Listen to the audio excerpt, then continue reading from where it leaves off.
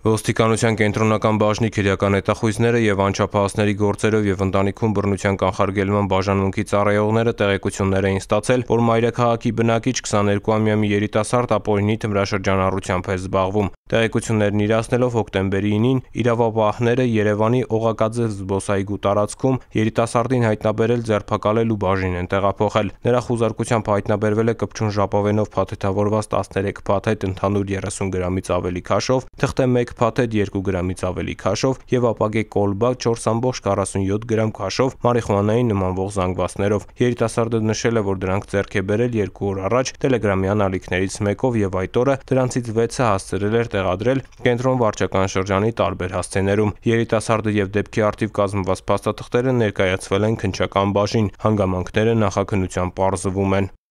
Ծանուցում ենթադրյալ հանցանքի մեջ կասկածվողը կամ մեղադրվողը համարվում է անմեղ, քանի դեռ նրա մեղավորությունը ապացուցված չէ Հայաստանի Հանրապետության քրեական դատավարության օրենսգրքով սահմանված կարգով, դատարանի օրինական ուժի մեջ մտած դատավճռով։